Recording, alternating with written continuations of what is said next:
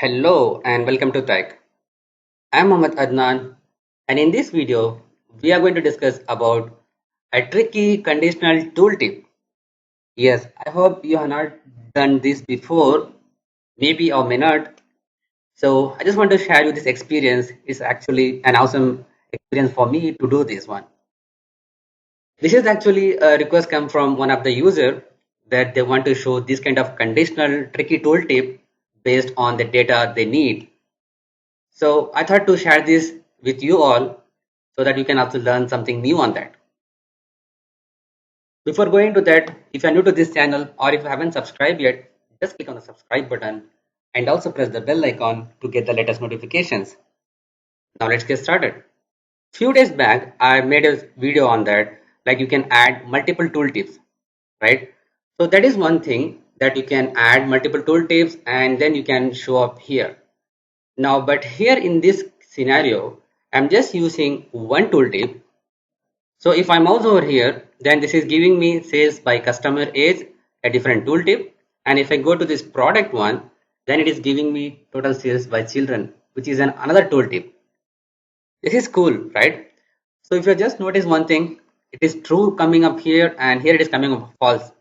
So this is the logic behind that which I worked. I will go through this one by one now. So now let's go first to this tooltip page. So basically what I did is just added a tooltip here. So if you are new to this tooltip logic, I have made a separate video on the tooltip one. Please go and check out that video. I'm giving the link on the top of your description. So coming back here. Okay, if you look at into this one, I have added two tooltip area option here, which is English product name and then subcategory name. That is what we are using in the first page of the matrix one. So now I just added here a graph which contains the sales amount by customer age. This is the one. And then I just added one more here behind the scene. I mean, on back up to this one, which shows the number of children and the sales amount. So I just added this visual on top of that. Now how I'm just showing and hiding this one is the trick here. So let me open up this one. I just added four different measures here. So there is a tricky, right? So I just need to work on few logic in order to build this one. So first of all, I'm just selecting this one, product selected or not. So I'm just using this one, a measure which says product selected or not. Is filtered dim product English product name or not. So that is what I have used here on this one, the card visual, which shows me false or true. So if the product is selected, then it will give me true. If it is not, then it will show as false. So for an example, if I mouse over here, then this is giving me false, right? It means the product is not selected because the mouse which I'm keeping up here is on the subcategory level. If I go down here, it is giving me true because this is actually the product here. So that's why it is highlighting as true when I mouse over here. Yeah. Now going back again to this one. So what other logics I did?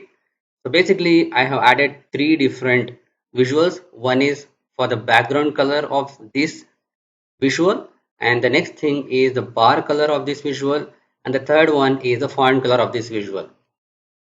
So if I just open up this bar color one, so what I did here, if product selected is filtered equal to true, this one, if the product is selected equal to true, then I am asking this to go select this color.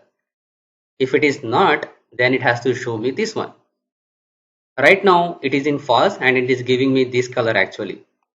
So if you look at this one, what it gives, this actually a transparent color.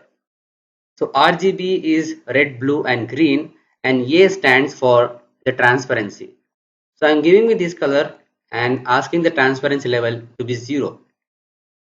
Okay, now like the same way I did it for the background color. If it is not, then it has to show white here.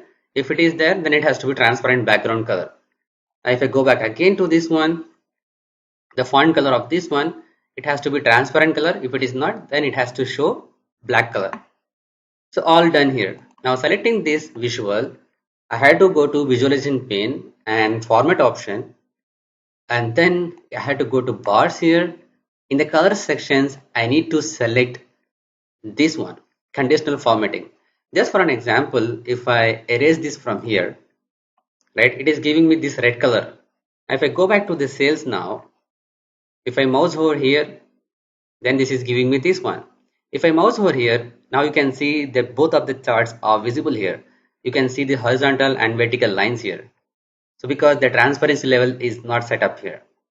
So that is the reason. So I'm going back here, selecting this again and going to format options and the bars here. And I need to click on the FX icon here. And here on the format style fields value, I need to select this measure, bar color, and OK. I made a separate video about this conditional formatting. So if you haven't seen that, just click on the link given on top of your screen.